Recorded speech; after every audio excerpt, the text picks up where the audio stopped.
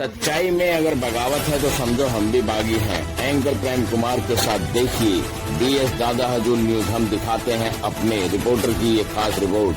कृपया आप सब्सक्राइब करें, बेल आइकन अवश्य दबाएं। धन्यवाद। नमस्कार, मैं हूं एंकर प्रेम कुमार और आप देख रहे हैं डीएच न्यूज 24।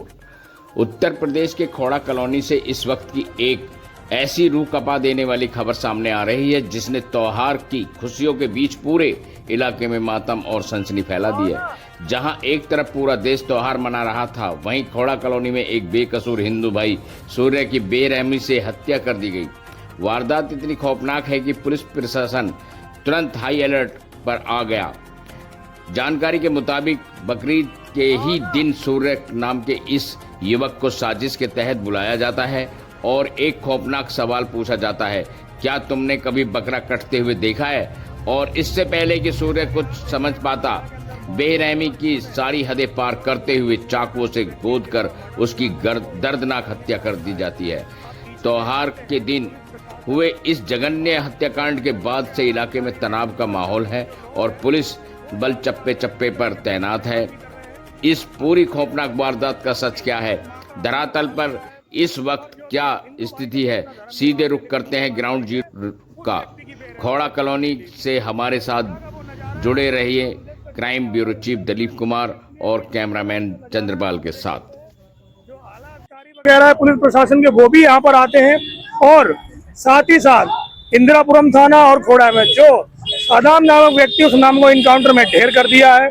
खबर भी और असर भी आप देख सकते हैं कि पीछे पुलिस प्रशासन कितना। मैं गाजियाबाद के खोड़ा कॉलोनी के अंदर इस समय मौजूद हूँ, जहाँ भी जिस व्यक्ति की बकरा ईद पर एक निर्मम हत्या कर दी है हिंदू भाई की, और मैं इस समय वहाँ लाइव तस्वीरों के साथ यहाँ पर मौजूद हूँ। और जाइए क्या किस तरीके से क्या हादसा हुआ उस व्यक्ति के साथ, और वो मैं इस खबर के जरिए आपसे जनाऊंगा।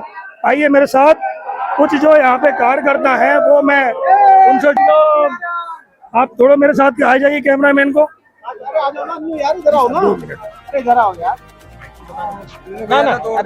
सर जैसे असद नाम के व्यक्ति का पुलिस प्रशासन कह रही है इनकाउंटर कर दिया, लेकिन उसके भी मेरे को किसी को दिखाई नहीं गया, ऐसा क्यों? पुलिस प्रशासन ने क्या?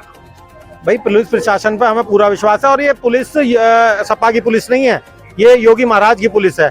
और योगी महाराज की पुलिस अगर जो उन्होंने कहा है वो किया होगा, और अगर नहीं कहेंगे तो इस पुलिस को भी मुंह तोड़ जवाब देने का काम करेंगे हम। तो सर जिस तरह का गुनाह हुआ है उसके बहाने ले जिनको मृतक के घर पर आया हुआ था, जिस समय से मैं तस्वीरों में यहाँ पर दिखा रहा था, जिस समय अभी मैंने यहाँ पे हिंदू रक्षा दल के कुछ लोगों से यहाँ पर बात की है, जो वो की कह रहे हैं कि हमें यूपी उत्तर प्रदेश की पुलिस पर पूरा भरोसा है कि जो उस व्यक्ति के साथ हुआ है ऐसा आगे तक किसी न हो, क्योंकि वो एक व्यक्ति किराए के तौर पे यहाँ पर रहता था और बाहर का रहने वाला है, जो कि एटा जिले का बताया जा रहा है, जिसके साथ ये घटना हुई थी। जैसे अभी कुछ दिन पहले दिल्ली में ये घटना हुई थी और अब हमारे गाजियाबाद के खोड़ा के अंदर ये घटना हुई है। और देख सकते हैं आप मेरे पीछे कि जो यहाँ पर है उस व्यक्ति का घर है अरन, जिसकी मृत्यु हुई है। और बकरीद के दिन उस बच्चे को बुलाकर जिसने अपना हिंदू होने का परिचय तो बता दिया, लेकिन मुसलमान ने यह नहीं समझा और एक व्यक्ति की जान ले ली। और सिर्फ प्रशासन यहाँ पर आप देख सकते हैं हाई अलर्ट पे है, और मैं यहाँ पर लाइव कवरेज तस्वीरों में से यहाँ से दिखा रहा हूँ। अभी हम उस व्यक्ति के घर पर गए, जिस तरह अभी हमने कुछ लोगों से बात की है। हेडलाइन रोको, हम दिखाते हैं कुर्बानी। तो खुलेआम के साथ चुनौती दी गई एक हिंदू संगठन को, खुलेआम बकरे की जगह इंसान को काट दिया गया, तो कानून का कोई डर नहीं था उनको, या फिर उनकी मानसिकता ही कुछ ऐसी थी? कानून का डर क्या, उन्होंने सोचा नाबालिग है, नाबालिग पे आपको पता है कि मर्डर करने वाला भी नाबालिग ही था, तो नाबालिग उसी को तो कह रहा हूँ मैं, जो मर्डर करने वाला नाबालिग था। सोच रहा था मैं 3 साल की मात्र सजा लेकर बच जाऊंगा, पर लेकिन यह योगी बाबा का प्रदेश है। अगर इसमें चाहे नाबालिग हो या बालिग हो, कोई भी गलत काम करेगा। और पुलिस ने जैसा बताया, पुलिस पर उसने फायरिंग करने का भी प्रयास किया। अगर पुलिस पर फायरिंग करोगे तो भाई मरोगे ही, जो कानूनी कार्रवाई है वो तो होगी। और जो बाकी बचे हुए हैं उन पर भी एक मजबूत कार्रवाई होनी चाहिए, अन्यथा सभी हिंदू संगठन एक राय होकर यहाँ से हिलेंगे नहीं। और आपके चैनल के माध्यम से हमारी मांग है, मृतक के परिवार को कम से कम 50 लाख का मुआवजा और एक सरकारी नौकरी। जब सपा सरकार हुआ करती थी, मुसलमानों को एक धड़े से सरकारी नौकरियां बढ़ती थी, उनको मुआवजे 1-2 करोड़ रुपए दिया जाता, अखलाक कांड में भी दिया गया। तो भाई क्या हिंदू परिवार को 50 लाख मुआवजा भी नहीं दिया जा सकता? और एक सरकारी नौकरी मिलनी चाहिए उसकी मदर को, एक ही घर में कमाने वाला आदमी अगर वही जब चला जाएगा तो वो भाई कैसे अपने परिवार का पालन पोषण करेंगे? किराए पे रह रहे हैं, एटा के रहने वाले बेचारे गांव से यहाँ पे खाने कमाने आए थे, हैं? यहाँ पे जिहाद करवाने थोड़ी आए थे, अपने बच्चे को मरवाने आए थे। आज उनका बच्चा मरा है, कल को यहाँ से लोग पलायन करेंगे, शहरों में आएंगे नहीं, क्योंकि तरुण का मरना है दिल्ली में और अब अपने भाई का यहाँ पे मरना, ये बहुत बड़ी घटना है। यहाँ से लोग पलायन करना चालू कर देगा हिंदू। अगर पलायन रोकना है तो उसके लिए योगी सरकार को बहुत कड़े कदम उठाने चाहिए। सर प्रशासन ने अभी क्या सामने दिया है? प्रशासन ने बताया कि एक लड़के का, उसमें मुख्य आरोपी का एनकाउंटर हो गया है। हमें पुलिस पर विश्वास है, वो ऐसे झूठ नहीं बोलेगी। ये तो खैर कहने की बात है कि उसकी डेड बॉडी लाई जाए, जो कानूनी प्रक्रिया उससे ही चलेगा, पर लेकिन हमें पूरा भरोसा है योगी पुलिस पर कि उन्होंने एनकाउंटर किया है और आगे भी जो भी दोषीगण है उनके खिलाफ कार्रवाई होगी। क्या नाम है आपका? माधव बजरंगी है मेरा नाम, और मैं हनुमान दल से खोड़ा से नगर प्रचारक मंत्री पद पर नियुक्त हूँ।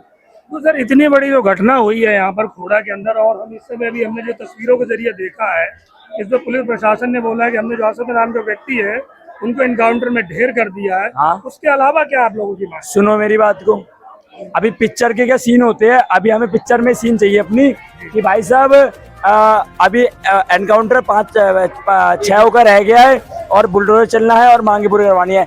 अभी सुबह सबने ट्रेलर देख लिया सुबह सबने ट्रेलर देखा सुबह। पिक्चर अभी थोड़ी देर बाद में आएगी, कुछ देर बाद में आ जाएगी पिक्चर, और फिर उसके बाद में हम लोग उस पिक्चर को रिलीज करने का हम करेंगे।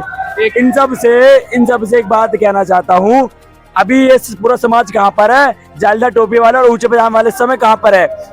जब एक युवक की हत्या कर दी जाती है, हमारे बड़े भाई की हत्या कर दी जाती है, तब ये समाज कहाँ सो रहा है?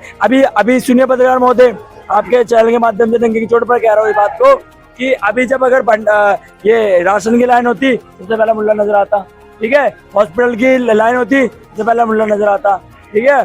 कहीं पे इनका बंदा मार दिया होता तो अभी तक आधा खोड़ा जला चुके होते हैं लोग। हम लोग संविधान को मानने वाले व्यक्ति है, संविधान को मानते हैं हम लोग, इसलिए अभी तक हम लोग यहाँ इकट्ठे थे और अपनी मांग पूरी करवाने के लिए बस नारेबाजी कर रहे हैं और मांग करवा रहे हैं पूरी। अगर जिस दिन देखिए यहाँ पर जो भी जिस दिन हिंदुत्व खत्म हो गया, यहाँ से जिस दिन भारत से हिंदुत्व खत्म हो गया, उस दिन समझ जाना ये लोग संविधान को फाड़ के फेंक देंगे। इस बात को आइडेंटिफाई। एक चीज और ये कहना है कि जैसे ये जो व्यक्ति है जिनके लड़के का अभी मर्डर हुआ है, वो बाहर के रहने वाले हैं।